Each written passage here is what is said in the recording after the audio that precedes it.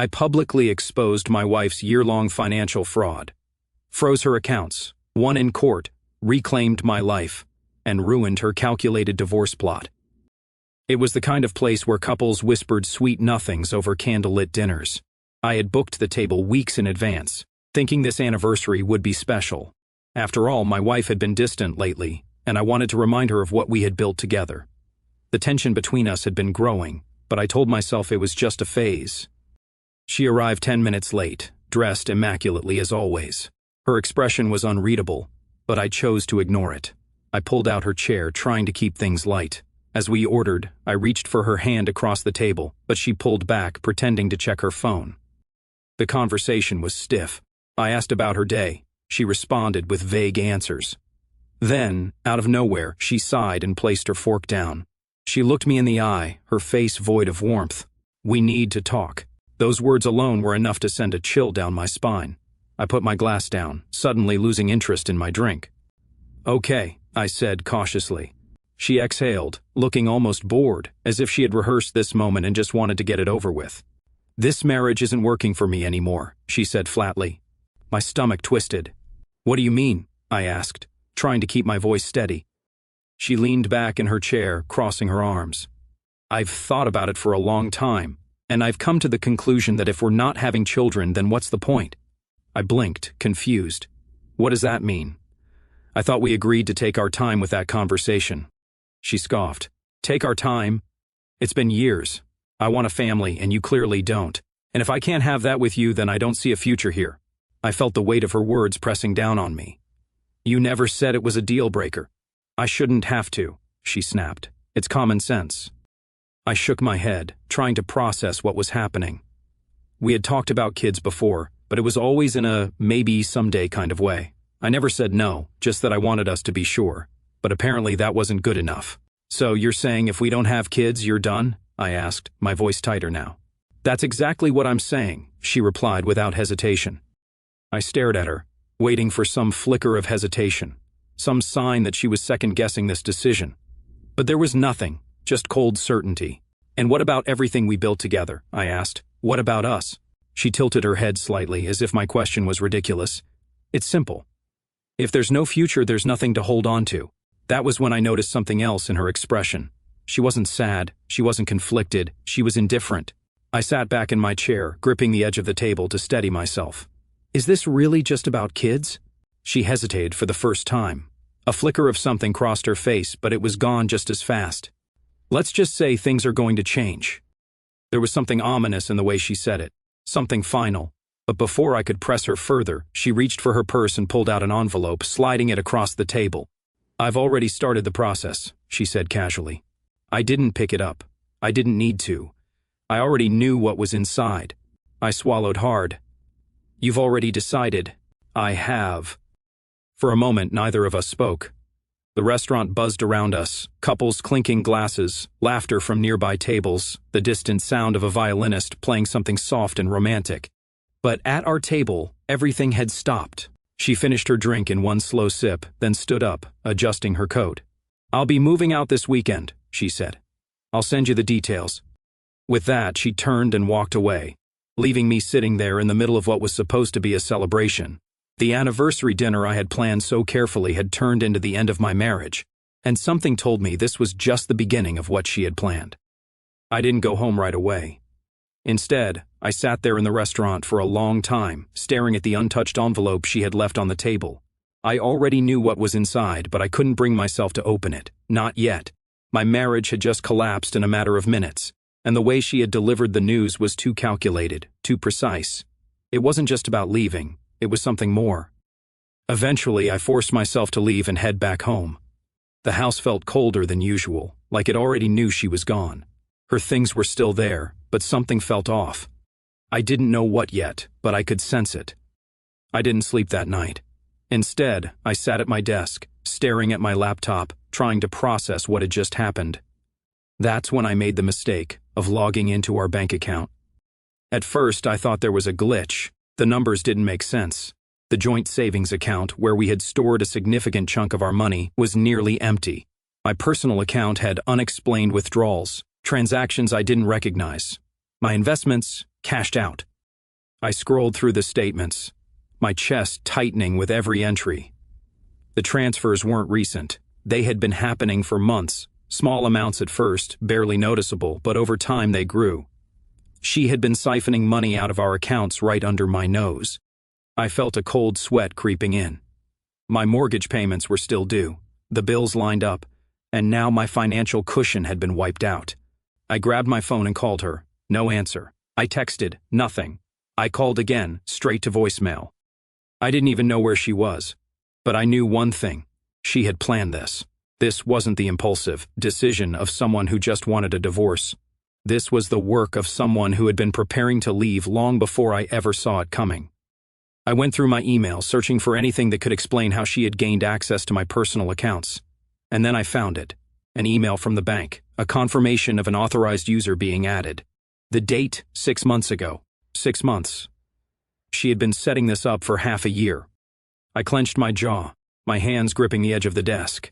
I wasn't just blindsided, I had been robbed. And the worst part, she had done it so methodically that I hadn't even noticed. I rushed to check my credit cards. One had a maxed out balance. Another had been opened under my name without my knowledge. She had been racking up debt in my identity, all while slowly draining everything I had worked for. This wasn't just a breakup. This was a takedown. I didn't waste time after that. I called the bank, froze my accounts, filed a fraud claim. The process was slow, frustrating, filled with bureaucratic roadblocks, but I had no choice. If I waited any longer, there wouldn't be anything left to salvage. I barely slept that night, my mind racing through every possibility. How much more had she done? What else had she taken? The next morning, I went to see a lawyer. I laid everything out, our accounts, the withdrawals, the credit card charges. The more I explained, the worse it sounded. She's been planning this for a long time, my lawyer said, his expression grim. She knew exactly what she was doing. I nodded. I already knew that, but hearing someone else say it made it feel even more real.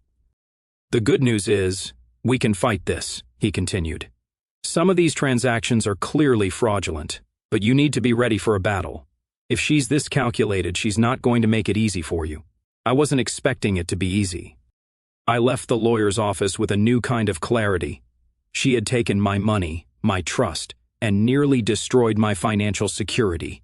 But I wasn't going to let her walk away without consequences. I had no idea what her next move was, but whatever it was, I was ready. I didn't have to wait long to find out. 2 days after my meeting with the lawyer, I got an email from her. Not a phone call, not a message asking to talk, just a cold, impersonal email with the subject line divorce terms. I opened it, already bracing for the worst. It was a list, a full breakdown of what she expected in the divorce, half of everything, half of the house, half of the remaining assets, which she had already drained, and, to top it off, spousal support. As if she hadn't already taken enough.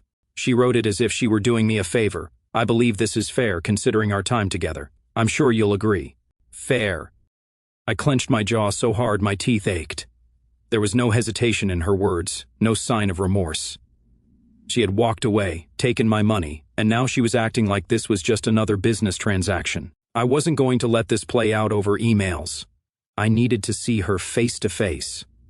I knew where she was staying, an apartment downtown that we had once talked about investing in. She must have planned this for a long time if she already had a place ready to go. I got in my car and drove straight there. When she opened the door, she barely looked surprised. It was as if she had been expecting me. She leaned against the doorframe, arms crossed, wearing the same calm, detached expression she had at the restaurant that night. I was wondering when you'd show up, she said. I pushed past her into the apartment without waiting for an invitation. It was fully furnished, too perfect, too settled. She had been planning this for months, maybe longer. I read your email, I said, my voice tight. Good, she replied, closing the door behind me. I turned to face her. You're seriously trying to take even more from me after everything you already stole? She tilted her head slightly, as if she found my anger amusing. Stole? That's a strong word. I took a step closer, my hands clenched at my sides. You drained our accounts. You opened credit cards in my name. You cashed out my investments. And now you want half of what's left. How exactly do you justify that? She let out a small laugh, shaking her head. You really don't get it, do you? Get what? This was never about you. Her words hit me harder than I expected. She walked over to the kitchen counter, where a glass of wine was already waiting. She took a slow sip before continuing. I did what I had to do. You were never going to give me what I wanted, so I made sure I got something out of all those wasted years. Wasted years. I stared at her, barely recognizing the woman in front of me. I had spent years believing we were building a life together, only to find out that to her it had all been a means to an end. You think you're going to get away with this? I asked, my voice dangerously low. She smiled. I already have. That was it. That was the moment I knew there was no reasoning with her. She had planned every step, manipulated every detail. She thought she had won, but she had underestimated me. I pulled out my phone and tapped the screen a few times. What are you doing? She asked, her tone still confident. I turned the screen toward her. I just sent my lawyer everything. Every fraudulent transaction, every unauthorized withdrawal, every piece of evidence. You think you walked away clean, but you left a trail, and now you're going to pay for it. For the first time, the smirk on her face faltered. She hadn't expected me to fight back. I stepped toward the door, pausing just long enough to give her one last look. Enjoy your new life while you can. It's not going to last. Then I walked out, leaving her standing there in the apartment she thought would be her fresh start. She thought she had played the perfect game, but the game wasn't over yet. As I left her apartment, I felt something I hadn't felt in days. Control. She thought she had backed me into a corner, drained my resources, and left me powerless. But she had made one critical mistake. She underestimated how far I was willing to go to take back what was mine. I drove straight to my lawyer's office, my mind racing through every move I had to make. When I arrived, he was already reviewing the evidence I had sent, bank statements, transaction records, proof of unauthorized withdrawals. It was all there. This is more than enough, he said, flipping through the paperwork. We can prove financial misconduct. If we push this right, she won't just lose her claim to your assets. She could face serious legal consequences. How fast can we act? I asked. Immediately. But I need to know something. Are you willing to go all the way? If we pursue this aggressively, it won't just be about reclaiming your money. We could ruin her financially. I didn't hesitate. She didn't think twice when she stole from me. I want her to feel the consequences. The first step was filing an official fraud report. The moment that hit the system, it would trigger an investigation into her transactions. Next, we filed for an emergency motion to freeze what was left of our joint accounts and assets under dispute. That same night, I changed every security question, every password, every single access point she could use against me. If she thought she could still manipulate me, she was about to find out just how wrong she was. But I wasn't done. I knew there was more to uncover. Someone as calculated as her wouldn't just stop with my accounts. I had a feeling she had been doing this long before I ever met her. I hired a private investigator to dig into her financial past. If she had done this before, I wanted proof. Days passed, and then the first crack in her perfect little scheme appeared. My lawyer called with an update. She just tried to access one of the frozen accounts. When the request was denied, she called the bank in a panic. She's realizing the walls are closing in. Good. A week later, the investigator delivered his findings, and that's when things got even more interesting. She had done this before. 2 years before we met, she had been married once before, to a man in another state. The pattern was identical. She married him, gained access to his finances, slowly drained his accounts, and then walked away with a divorce settlement. But this time she had been smarter. She had done it over a longer period, making it harder to detect. Except now she had made a critical mistake. Unlike her last victim, I had caught on before she could disappear completely, and I had the proof to expose everything. I met with my lawyer again, and this time I had a new request. Can we use this? I asked, showing him the files. He skimmed through them, then nodded. Absolutely. If we present this in court, it destroys her credibility. Any judge will see she's a financial predator. It won't just stop her from taking anything else from you. It could land her in serious trouble. That was exactly what I wanted to hear. And then came the best part, the moment everything started crumbling for her.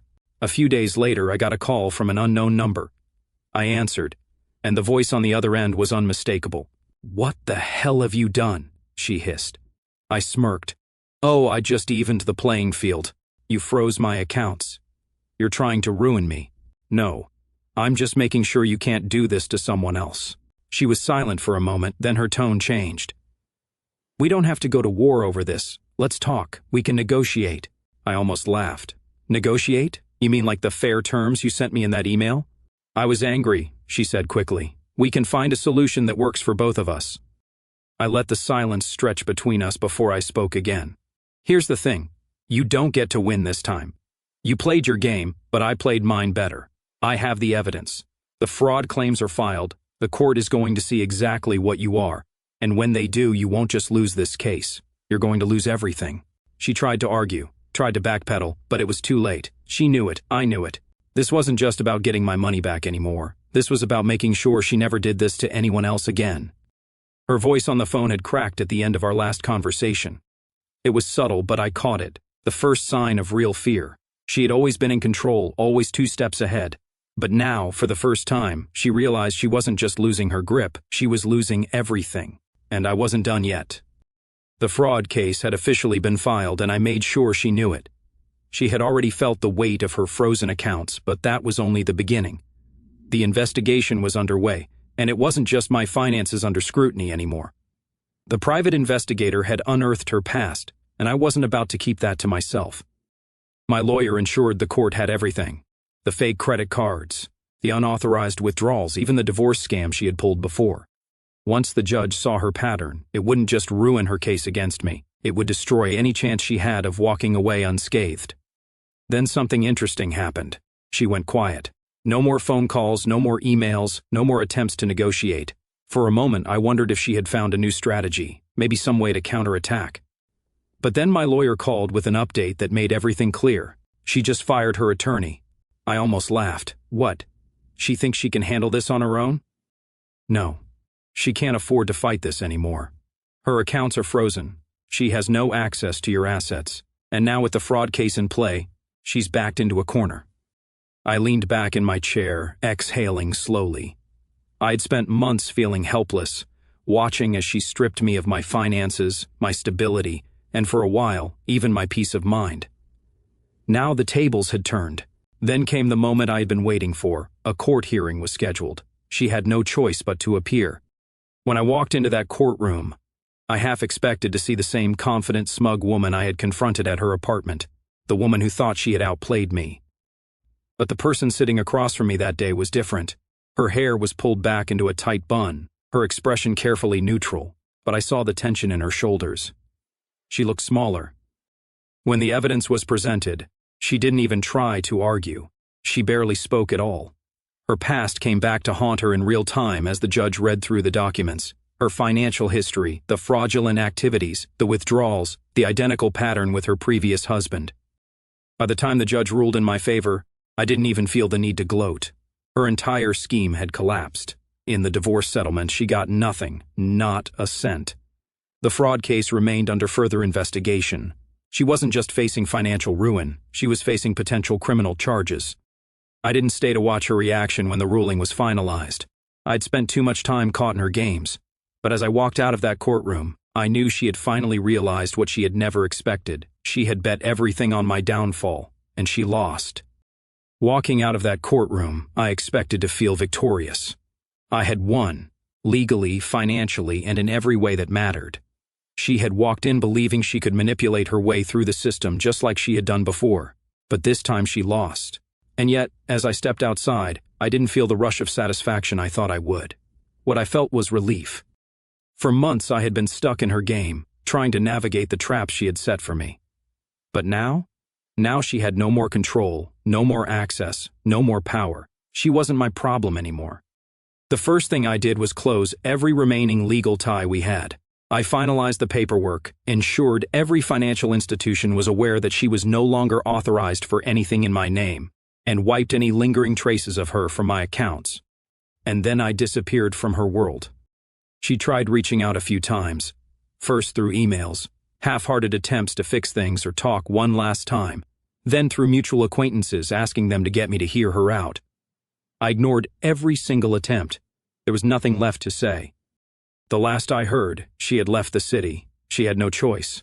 Her reputation was ruined. The fraud investigation was still pending, and while I never found out if she faced criminal charges, I knew one thing for certain. She would never pull this scam again. Her perfect little system had collapsed.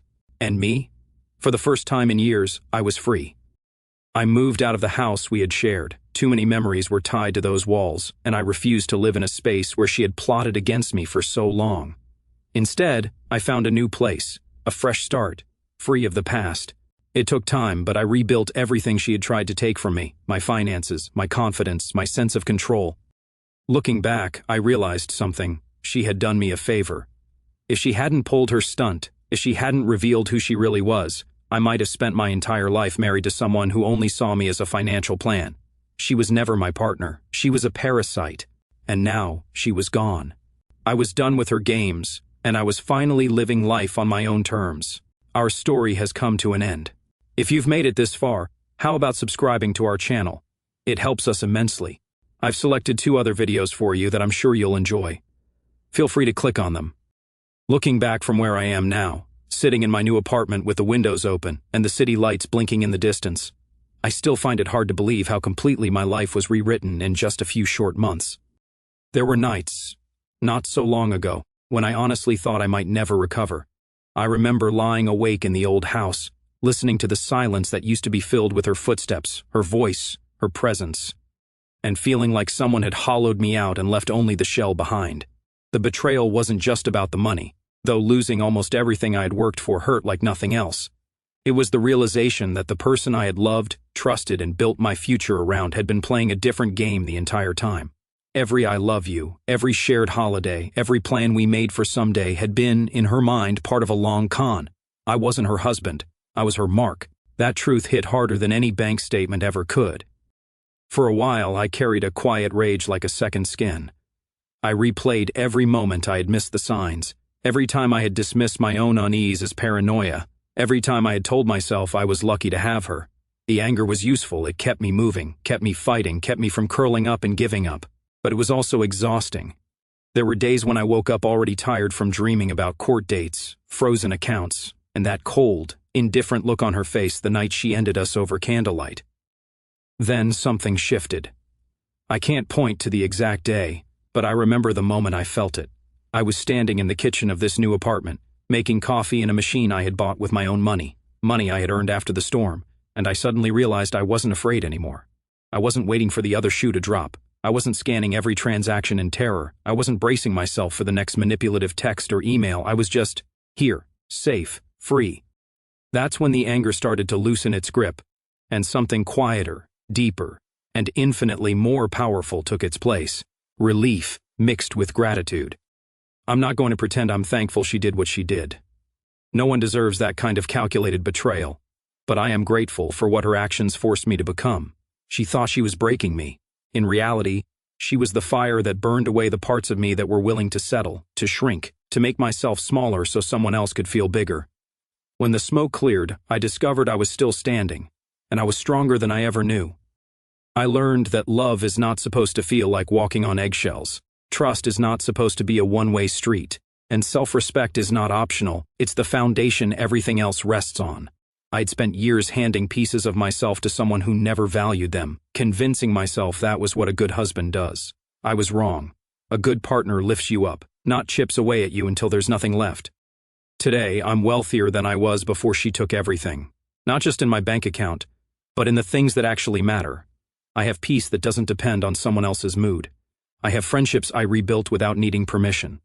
I have boundaries that feel like armor instead of walls. I have a future I get to design entirely for myself, without compromise born of fear. Sometimes people ask if I'm bitter. The honest answer is no. Bitterness would mean letting her keep living rent-free in my head, and I evicted her a long time ago. What I feel instead is clarity. I see people more clearly now. I see myself more clearly. I know exactly what I will and will not tolerate, and I trust my own judgment in a way I never did before. I won't lie and say there aren't still moments when the old hurt flares up. An unexpected song on the radio, a familiar restaurant, a date on the calendar. But those moments pass quickly now. They don't pull me under. They just remind me how far I've come.